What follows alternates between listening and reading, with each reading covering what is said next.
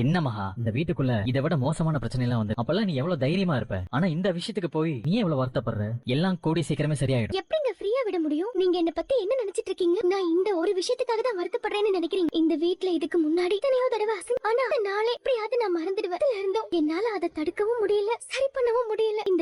இந்த வீட்ல எனக்கு நடந்த விஷயங்களுக்கும் நீங்க இப்ப வரைக்கும் என்கிட்ட நடந்துக்கிற விதத்துக்கும் நான் வச்சிருக்கிற அன்பு, அதுதான் என்னோட பெரிய பலவீனமே. ஆனா இதெல்லாம் விட்டு நான் வெளியே போறேனே தெரியல. இந்த அன்பு இவ்வளவு பெரிய பலவீனமா மாறுச்சுன்னு எனக்கு தெரியல. இதுக்கு மேலயும் என்னால இதெல்லாம் தாங்கிக்க முடியும்னு எனக்கு தோணல. பாரு மகா, இது பாருங்க, தயவு செஞ்சு நான் வருத்தமா இருக்கிறதுனால நான் உன் மேல அன்பா இருக்கேன், பாசமா இருக்கேன்னு மட்டும் நீங்க என்கிட்ட சொல்லிடாதீங்க. என்ன நானே சரி பண்ணிக்கிறேன். உங்களுக்கு என் கூட சேர்ந்து வாழ விருப்பம் இல்லாதப்போ உங்களுக்கு நான் எப்படி போனா என்னங்க? என்ன மகா இப்படி எல்லாம் பேசுற? இங்க பாருங்க, எனக்கு இந்த வீட்டுக்குள்ள செய்ய வேண்டிய கடமை இருக்கு, அதை நான் செய்வேன். அதுவும் இந்த வீட்ல நீங்க விரும்புற வரைக்கும் தானே நான் இங்க இருக்க முடியும். அது வரைக்கும் நான் இங்க இருந்துட்டு போறேன். இதுக்காக நீங்க என்ன முட்டாள்னு நினைச்சாலும் பரவாயில்ல, இல்ல ஏமாளின்னு நினைச்சாலும் பரவாயில்ல, அதையும் தாண்டி என்ன கெட்டவன்னு நினைச்சா கூட பரவாயில்ல. அதுக்காக உங்ககிட்ட ஒரு முக்கியமான விஷயம் பேசணும்க்கா. என்ன விஷயம் காயத்ரி? தயவு செஞ்சு நான் இப்படி பேசுறேன்னு தப்பா எடுத்துக்காதீங்க. என்ன விஷயம்னு சொல்லு காயத்ரி. மகாவ விஜய் அனாமிகா வாழ்க்கையில இருந்து கொஞ்சம் விலகி இருக்க சொல்லுங்க. நீங்க மகாவ மருமகளா நடத்தாம இருந்தப்பவும் முக்கியமான நேரத்துல விலக்கி வச்சப்பவும் நான் மகாவுக்கு சப்போர்ட் பண்ணி அது எவ்வளவு பெரிய தப்புன்னு எனக்கு இப்பதான் தெரியுது. பாம்புக்கு பால் வாத்துட்டோமோன்னு நினைச்சு வருத்தப்படுறேன். பிரபா மூலமா விஜய் வாழ்க்கைய அவ கெடுக்க நினைச்சான்ற விஷயம் மண்டபத்துல அது தெரிய வந்த என்னால அதை சுத்தமா தாங்கிக்கவே முடியல.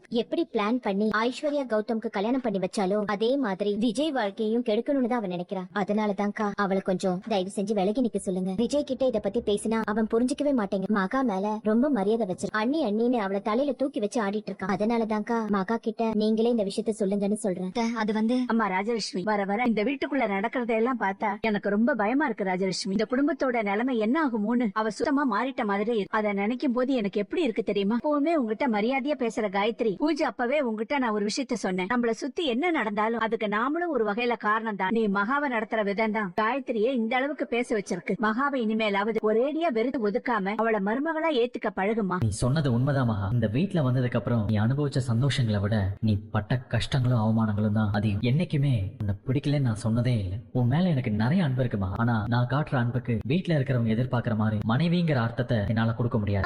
நீ எதுக்கு போற? ஆளுக்கு வந்தவளால இங்க வர முடியாதா என்ன? அவ வர நேத்து நான் உங்ககிட்ட நடந்துகிட்டது ரொம்ப தப்பு மகாக்கா. எங்க வாழ்க்கை ஆரம்பிக்கிற முதல் நாள் அவரு திரும்ப திரும்ப உங்களை பத்தியும் பிரபாவை பத்தியும் பேசிட்டே இருந்ததுனால நான் பிரபா தப்பு பண்ணிருந்தா மன்னிக்க மாட்டீங்களா? அவளை மாதிரி நினைச்சு என்னைய மன்னிச்சிருங்க. பாத்தீங்களா என் மருமகளை? அவளுக்கு ரொம்ப பெரிய மனசு. நேத்து அவ்வளவு பிரச்சனை நடந்தாலும் அவளா இறங்கி வந்து மன்னிப்பு கேக்குறானா பாருங்களேன். அதான் அனாமிகாங்க. ஏற்கனவே வீட்டுக்கு வந்த மருமகளுங்க சரியில்லை, அனாமிகா வந்த உடனே அவதான் பெஸ்ட்னு காமிச்சிட்டா. சூப்பர்.